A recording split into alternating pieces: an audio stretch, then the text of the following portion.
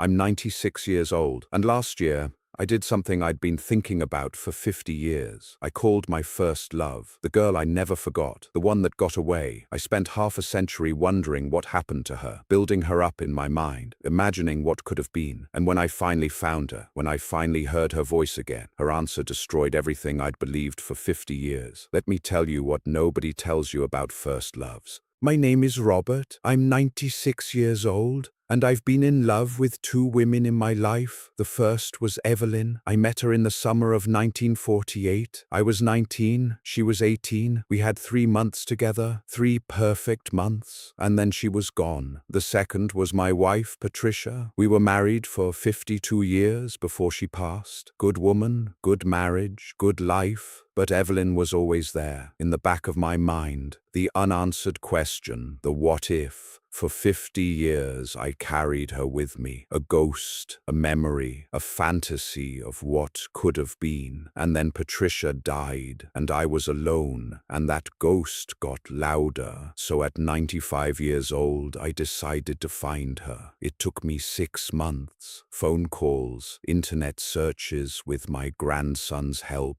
old records, old addresses, but I found her. She was alive, 94 years old, living in a nursing home 2 states away, and I called her. I don't know what I expected. Maybe I thought she'd been waiting for me too. Maybe I thought we'd pick up where we left off. Maybe I thought this was my second chance. I was wrong. What she told me broke me, shattered everything I'd believed, everything I'd held on to. And I'm going to tell you exactly what happened, because if you're holding on to a first love, if you're wondering about someone from 30, 40, 50 years ago, you need to hear this before you make the same mistake I did. Let me take you back to the summer of 1948. I was 19 years old. Just finished my first year of college, came home to work at my father's hardware store for the summer, and that's where I met her, Evelyn. She came in one day in July, needed paint for her father's fence, and I couldn't take my eyes off her. Dark hair, blue eyes, smile that made my heart stop. I helped her pick out the paint, walked her to her car, asked if I could see her again. She said yes. We spent every day together that summer. Every single day. We'd go to the lake, sit on the dock, talk for hours about everything, about nothing. We'd go to the movies, hold hands in the dark, steal kisses when no one was looking. We'd drive out to the countryside, park under the stars, dream about the future. I told her I loved her. She told me she loved me too, and I believed we'd be together forever. I was 19. I didn't know anything. August came. She told me her family was moving. Her father got a job in California. They were leaving in 3 days. 3 days. I said, come with me. Stay here. We'll get married. We'll make it work. She cried. She said, Robert, I can't. I'm 18. My parents would never allow it. I said, then I'll come with you. I'll move to California. I'll find work. I'll follow you anywhere. She said, Robert, you have school. You have your whole life here. You can't throw that away for me. But I would have. I would have thrown it all away. She said, we'll write. We'll stay in touch. And when we're older, when we're ready, we'll find each other again. I believed her. We said goodbye on August 27th, 1948, Thursday afternoon, in front of her house. She kissed me. She said, I'll never forget you. And she was gone. I wrote to her every week for 6 months, long letters, telling her about school, about home, about how much I missed her. I'd walk to the mailbox every day, looking for her response. Weeks passed, nothing. Months passed, nothing. I told myself maybe she didn't get my letters. Maybe they got lost. Maybe she moved again and didn't have my new address. So I kept writing. By Christmas, I'd sent 23 letters. and I hadn't received a single response. My mother said, "Robert, maybe it's time to let her go." But I couldn't. I didn't want to believe she'd forgotten me, so I told myself a story I believed for 50 years. I told myself she never got my letters, that her parents intercepted them, that she was waiting for me, wondering why I never wrote. I told myself that somewhere out there she was thinking about me too, missing me too, wondering what happened to us, and that story kept me going. I dated other girls, but they weren't Evelyn. I met Patricia when I was 25. Good woman, kind, patient. She loved me, and I loved her. I did, but there was always a part of me that belonged to Evelyn. Patricia knew. She never said anything, but she knew. I'd see a girl with dark hair, and I'd think of Evelyn. I'd hear a certain song, and I'd remember that summer. I'd drive past the lake, and I'd see her sitting on the dock. For 50 years, I carried her with me, an unanswered question, an unfinished story, and I told myself that if I ever found her, if I ever got the chance, I'd tell her I never stopped thinking about her, that I never stopped loving her. Patricia died 3 years ago. We were married for 52 years, and I grieved. I grieved hard, but after the grief settled, after the fog lifted, Evelyn came back, stronger than ever. I'd lie awake at night thinking about her, wondering if she was still alive, wondering if she ever thought about me. My grandson, he's good with computers. I asked him to help me find her. He said, "Grandpa, it's been 50 years. Are you sure you want to do this?" I said, I need to know what happened. So we searched old records, social media, ancestry websites, phone directories. It took 6 months, but we found her. Evelyn Morrison, now Evelyn Chen, married, widowed, living in a nursing home in Oregon.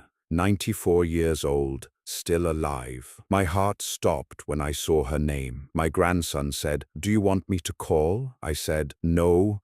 I need to do this." He found the number for the nursing home, wrote it down for me, and I stared at that piece of paper for 2 weeks. Scared, excited, terrified. What if she didn't remember me? What if she didn't want to talk to me? What if I'd built her up so much in my mind that the real her couldn't possibly compare? But I had to know, so I called. The nurse answered. I asked to speak to Evelyn Chen. She said, "May I ask who's calling?" I said, "Tell her it's Robert, from the summer of 1948. There was a long pause. Then she said, "Hold on." I waited, my heart pounding, my hands shaking, and then I heard her voice. "Robert," and I was 19 years old again. "Evelyn," I said, "it's me, it's really me." She laughed, a soft, tired laugh. "Robert, my God, how did you find me?" "I've been looking for you," I said. "For a long time?" There was a pause. Then she said, "Why?" And I didn't know how to answer that. "'Cause I've been in love with you for 50 years. 'Cause I never forgot you. 'Cause I needed to know if you felt the same." I said, "I wanted to hear your voice again. I wanted to know you were okay." She said, "I'm okay. Old, tired, but okay." We talked for a few minutes. Small talk, safe talk. She told me about her life. She got married in 1952, had 3 kids, 5 grandkids. Her husband died 10 years ago. She asked about me. I told her about Patricia, about my kids, about my life. And then there was a silence. And I said what I'd been wanting to say for 50 years. "Evelyn, I wrote to you after you left. I wrote to you every week for 6 months. Did you ever get my letters?" Another pause, longer this time.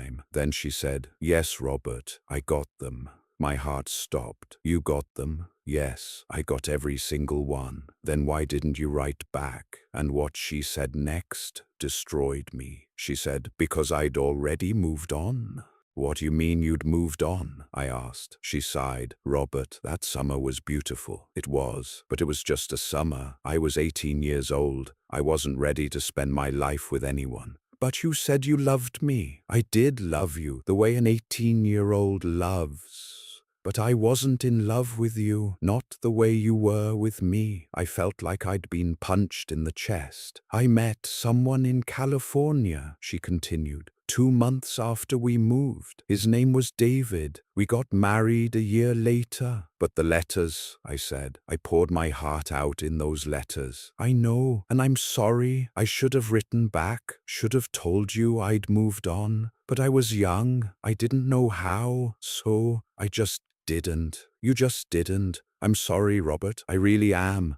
But I didn't spend 50 years thinking about you. I thought about you sometimes, fondly, but I moved on. I had a life, a good life. And there it was, the truth I'd been avoiding for 50 years. She wasn't my great lost love. I was just a summer romance she'd forgotten about. While I'd spent half a century building her up in my mind, she'd spent half a century not thinking about me at all. I said, "Did you ever wonder what happened to me?" She said, "Sometimes, but not often. I'm sorry if that hurts." It did hurt. It hurt more than anything, because I'd wasted 50 years on a fantasy, on a version of her that didn't exist. I'd carried her with me through my entire marriage, through my entire life, and she'd forgotten about me 2 months after she left. We talked for a few more minutes, then we said goodbye. She said, "It was good to hear your voice, Robert. Take care of yourself." And that was it. 50 years of wondering, 50 years of what ifs, and it ended with, "Take care of yourself." I hung up the phone, and I sat there for an hour, just sat there, and I realized what I'd done. I'd spent 50 years in love with a ghost, with a memory, with a fantasy I'd created, and in doing that, I'd missed the real love that was right in front of me. Patricia, my wife, the woman who loved me for 52 years, the woman who knew I was thinking about someone else and loved me anyway, the woman who deserved all of me and only got part of me because I was too busy holding on to a girl who didn't exist anymore. Evelyn from 1948, the girl I fell in love with, she was gone. She'd been gone for 50 years, and I'd wasted my life chasing her. I thought about all the times Patricia tried to get close to me, and I held back. All the times she asked what I was thinking, and I said nothing. All the times she deserved my full heart, and I only gave her half, because the other half belonged to a fantasy. And now Patricia's gone, and I can't get those years back. I can't tell her I'm sorry, can't tell her she deserved better, can't give her the love I should have given her all along, because I was too busy loving someone who didn't love me back, someone who barely remembered me. I'm 96 years old. I called my first love after 50 years, and her answer broke me, not because she was cruel, but because she told me the truth, that I'd wasted 50 years on something that was never real. If you have a first love, you can't forget. If you're holding on to someone from decades ago, let me tell you something. They're not who you think they are. They're not waiting for you. They're not thinking about you. They moved on years ago, decades ago, and you're in love with a memory, a fantasy, a version of them that doesn't exist anymore. And while you're holding on to that fantasy, you're missing the real love in front of you, the person who's actually here, who actually loves you, who actually chose you. Don't make my mistake. Don't waste 50 years loving a ghost. Love the person in front of you with your whole heart while you still can, because one day they'll be gone and you'll realize you wasted your life on someone who forgot about you. And there's no pain worse than that. I'm 96 years old and I finally let go of Evelyn. 50 years too late. Don't wait 50 years like I did. Let go now.